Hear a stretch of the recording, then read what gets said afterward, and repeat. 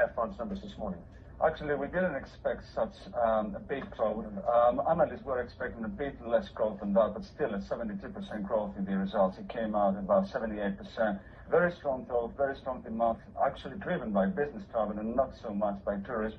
The strike, like you said, has costed the airline about 60 million euros. It's actually a temporary event. We know how notoriously powerful are the syndicates in France, but the numbers came very strong, and we definitely expect these relationship with Delta Airlines with the US flights to affect very, very positively the Air France results.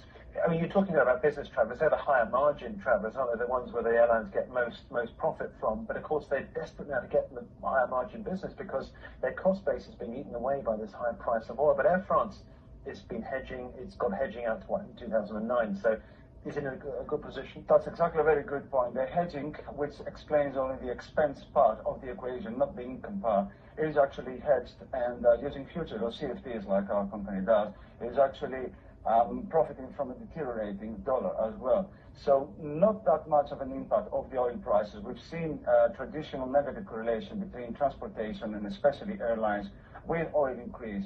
But despite oil prices at nearly $100 yesterday, and a bit less than that today, are not having that big an effect due to definitely the hedging, but also because this part cost was passed on as a surcharge in Air France tickets. We've seen other airlines around the world doing that. The example of Air China has increased the ticket prices, and many airlines will most probably follow suit, but not much of this effect is really taken into account as a negative one. Are airlines going to be able to raise ticket prices that much, though, to compensate for this lower price? I'm thinking perhaps maybe more of the short-haul flights, where the margins are far less anyway. It would be the case, yes. I mean, Air France has not dramatically increased the surcharge. They haven't passed on all these changes of the petroleum price to the passengers, but yes, they have done that to increase the ticket prices, and many airlines will most probably follow suit, but not much of this effect is really taken into account as a negative one. Are airlines going to be able to raise ticket prices that much, though, to compensate for this lower price? I'm thinking perhaps maybe more of the short-haul flights, where the margins are far less anyway. It would be the case, yes. I mean, Air France has not dramatically increased the surcharge. They haven't passed on all these changes of the petroleum price to the passengers, but yes, they have done that to the extent that, combined with the hedging with the futures positions, has really helped them offset any negative impacts that this price has had. What about the future for Air France and its tie-up partners? Possibly we've got Iberia, of course, that could well be partnered by someone at some point, and also Alitalia is also this troubled airline. Would either of those two be a good match for Air France KLM, or other airlines like BA?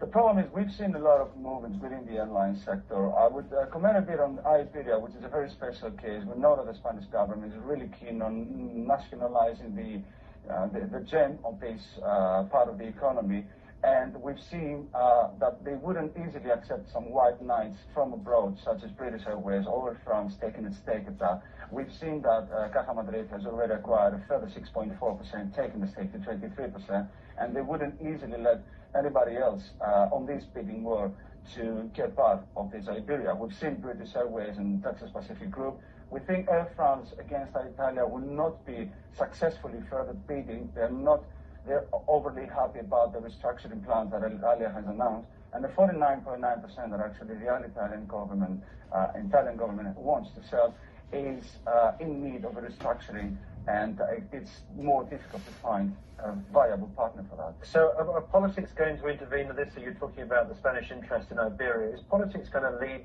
these companies to stay domestic? Are they going to stay Spanish in Iberia's case and Italian? And I would say that this might be the case to a great extent, yeah. And especially the Mediterranean countries are keen on keeping their carriers, and we've seen that in Greece, we've seen in Italy and Spain now.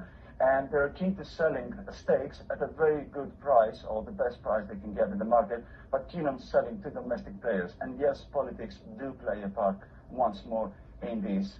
I wouldn't say so that if a potential bidder comes and offers a very good price, they would say